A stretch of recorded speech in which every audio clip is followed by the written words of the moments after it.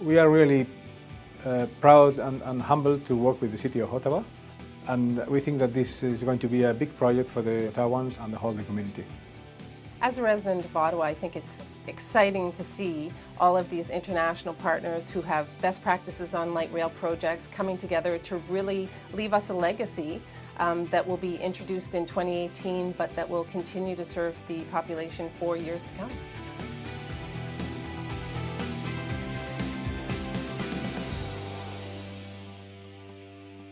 Now people know public transit for its queue of buses through the downtown core, for very busy bus stops in the downtown core. At the peak hours, the morning and at night, with the traffic lights and the current city infrastructure, they cannot physically fit another bus down there. And all of that will be sort of brought underground, which will not only beautify the city, but will also increase the efficiency of the public transit system. It's the downtown core to be able to move people to and from work so quickly, to allow tourism to Ottawa to be able to get into the downtown core, see the architecture, get along the Rideau Canal. Ottawa's been ready for this for a decade, and we're finally here to build it for them. We do have a world-class team, well over 200 years of experience in mega projects and rail projects. The biggest challenge in this project is the scope of it. It's a huge scope. We're going from buildings to the most sophisticated systems, including the tunnel and the station's caverns. Well, the Rideau Transit Group, some of the big players in the group include ACS Infrastructure, SNC Lavalin, Ellis Dawn. So Ottawa, in this case, has hired a consortium that is going to provide them a state-of-the-art transit system that will last for over 100 years. We are very pleased to have Alstom and Thales involved in the project. Alstom will provide the vehicles, and Thales will provide the train control system. Alstom is providing a new vehicle, which is an exciting thing. We will be building or assembling a lot of the vehicles within our maintenance and storage facility. The Alstom Citadis is the train that will be used on the system, and it's a terrific LRT train. They're quiet, they're comfortable, and very presentable.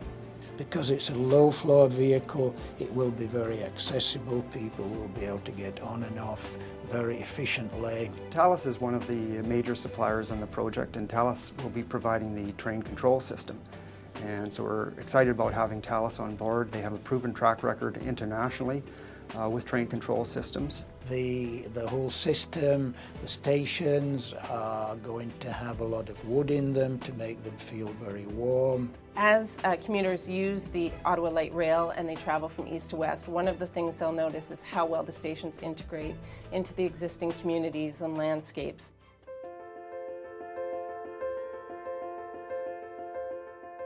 This is the largest infrastructure works since the Rideau Canal. This is a big project for the size of the investment. This is more than $2 billion. Aside from the technical challenge of trying to build a 12.5-kilometer light rail transit system through the city core, I think the biggest challenge is the tunneling itself. In the building of the stations, that we are doing it from the tunnel, so that will minimize the impact in the downtown surface and will reduce the disruption to the traffic and the pedestrians in the area. We've been successful with building tunnels with this method around the world, and we're going to be successful here. We use it in Barcelona, in New York, in so many countries. One of the things that we're bringing to the table from a design and construction point of view is recycling. There's a great deal of demolition that's going on, and we're doing as much as we can to recycle that material. For example, the concrete foundations that are being demolished for the MSF facility, those are all being crushed and reused as structural fill. LRT, a light rail transit, it's unique to Ottawa. We don't have one, so we needed to pull that expertise from the other areas that they built it from. Guys coming from New York, just finishing off a project there. Expertise from Spain. The west portal, obviously today, the excavation is going well, from what I can see. So without the guys that have done the sequential mining, that have the very unique light rail experience, we just wouldn't be able to achieve it locally. We're using a lot of the subcontractors available in Ontario, in Ottawa. We're trying to make this is very much a city project as much as we can. The large sewer that's running through here we have to protect, and then our water main. We expect to have approximately 118 employees, all working out of the MSF facility, which is the new facility being built on Belfast Road, LEED certified facility.